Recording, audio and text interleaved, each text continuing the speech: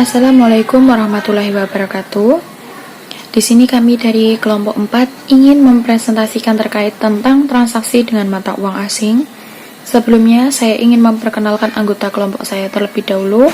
Di sini ada saya sendiri, Ani Wahyuni, dengan NIM 2019 SA010, dengan Ayu Nur Hasanah 2019 SA025. Langsung saja kita masuk ke materi, yaitu ada kurs mata uang asing. Dalam suatu transaksi internasional, tidak dapat dihindari adanya kemungkinan penggunaan mata uang yang berbeda dengan mata uang dasar yang dipakai sebagai pengukur transaksi wajib pajak dalam pembukuan. Dan sesuai dengan pasal 28 ayat 4 UU KUP, pengukuran transaksi dalam pembukuan harus dengan menggunakan satuan mata uang rupiah. Ketika wajib pajak mengonversi transaksi dengan mata uang asing ini ke mata uang rupiah, nilai kurs konversi yang digunakan akan mempengaruhi kewajiban pajak yang harus dibayar. Dan kurs mata uang asing ini juga memiliki kepentingan pemajakan dikenal sebagai konversi, yaitu yang pertama ada kurs Bank Indonesia. Kurs konversi yang dikeluarkan oleh BI ada dua, yaitu kurs jual dan kurs beli. Dalam praktek dikenal istilah kurs tengah. Kurs tengah adalah rata-rata kurs jual, kurs beli yang dihitung kurs jual ditambah dengan kurs beli kemudian dibagi dua. Ada kurs Menteri Keuangan.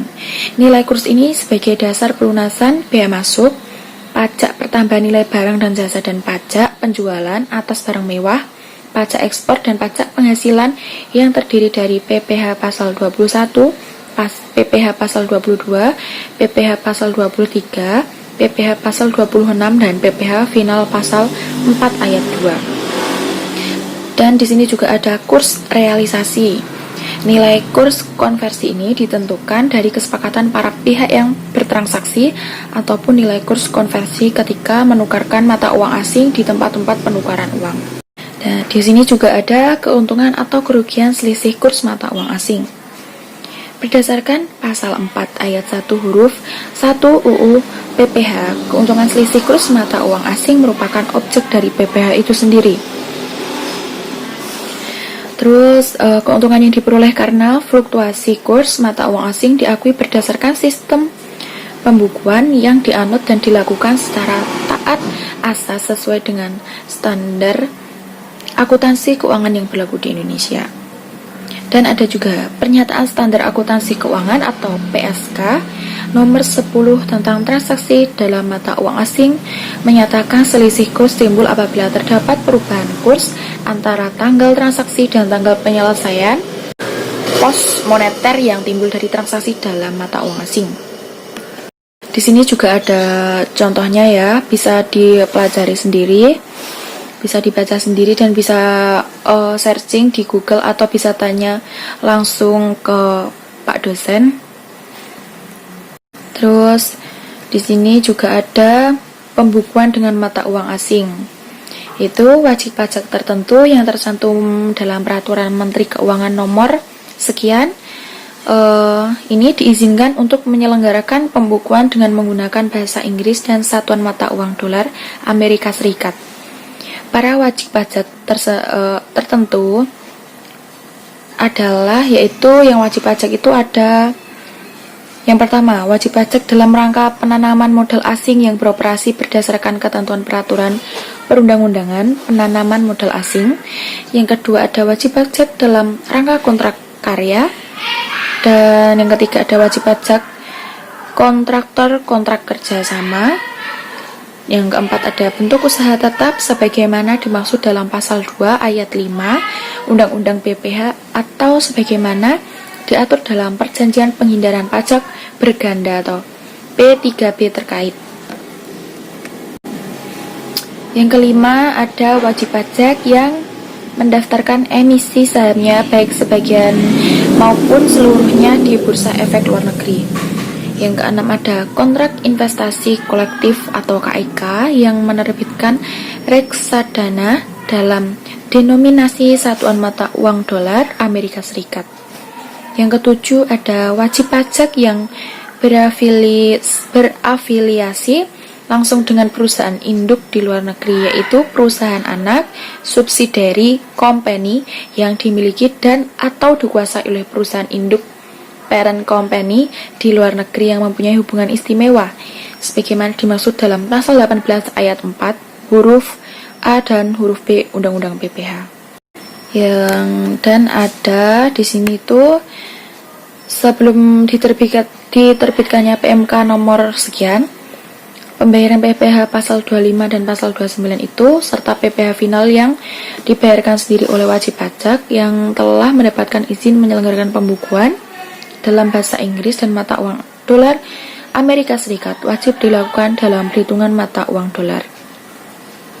Setelah diterbitkannya Peraturan Menteri Keuangan nomor 196 sekian, tepatnya dalam pasal 7 ayat 2 Peraturan Menteri Keuangan ini, ditegaskan bahwa pembayaran PPH pasal 25 dan pasal 29 serta PPH final yang dibayar sendiri oleh wajib pajak yang memperoleh izin untuk menyelenggarakan pembukuan dengan menggunakan mata uang dolar Amerika Serikat dapat dilakukan dalam satuan mata uang rupiah.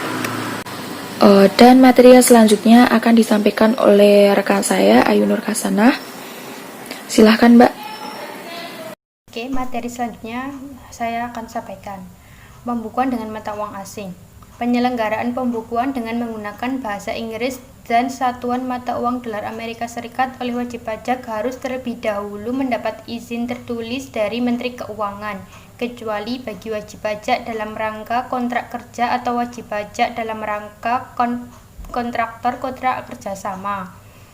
Bagi wajib pajak yang diizinkan untuk menyelenggarakan pembukuan dengan menggunakan bahasa Inggris dan satuan mata uang dolar Amerika Serikat, berlaku ketentuan konversi ke satuan mata uang dolar Amerika Serikat sebagai berikut. Pertama, pada awal tahun buku, penyelenggaraan pembukuan dengan menggunakan satuan mata uang dolar Amerika Serikat untuk pertama kali dilakukan dengan bertitik tolak dari neraca tahun buku sebelumnya dalam satuan mata uang rupiah yang dikonversikan ke satuan mata uang dolar Amerika Serikat dengan menggunakan kurs 1 untuk harga perolehan harta berwujud dan atau harta tidak berwujud yang mempunyai masa manfaat lebih dari 1 tahun menggunakan kurs yang sebenarnya berlaku pada saat perolehan harta tersebut. 2. Untuk akumulasi penyusutan dan atau amortisasi harus sebagian dimaksud pada nomor 1 menggunakan kurs yang sebenarnya berlaku pada saat perolehan harta tersebut. Nomor 3, untuk harta lainnya dan kewajiban menggunakan kurs yang sebenarnya berlaku pada akhir tahun baku sebelumnya berdasarkan sistem pembukuan yang dimuat dilakukan secara taat saat dalam tahun berjalan. 1. Untuk transaksi yang dilakukan dengan satuan mata uang dolar Amerika Serikat, pembukuannya dicatat sesuai dengan dokumen transaksi yang bersangkutan. Nomor 2. Untuk transaksi baik dalam negeri maupun luar negeri yang menggunakan satuan mata uang selain dolar Amerika Serikat dikonversikan ke satuan mata uang dolar Amerika Serikat dengan menggunakan kurs yang sebenarnya berlaku pada saat terjadinya transaksi. Wajib pajak yang diizinkan untuk menyelenggarakan pembukuan dengan menggunakan bahasa Inggris dan satuan mata uang dolar Amerika Serikat wajib menyampaikan surat pemberitahuan pajak penghasilan wajib pajak badan karena lampirannya dalam bahasa Indonesia, kecuali lampiran berupa laporan keuangan dan menggunakan satuan mata uang dolar Amerika Serikat. Dalam hal terdapat bukti pembayaran atau pemotongan atau pemungutan pajak penghasilan pasal 22 dan pasal 23 dengan menggunakan satuan mata uang rupiah yang akan dikreditkan dalam surat pemberitahuan tahunan PPH wajib pajak. Badan harus dikonversi ke dalam satuan mata uang dolar Amerika Serikat dengan menggunakan kurs yang ditetapkan dalam keputusan Menteri Keuangan yang berlaku pada tanggal pembayaran atau pemotongan atau pemungutan wajib tersebut.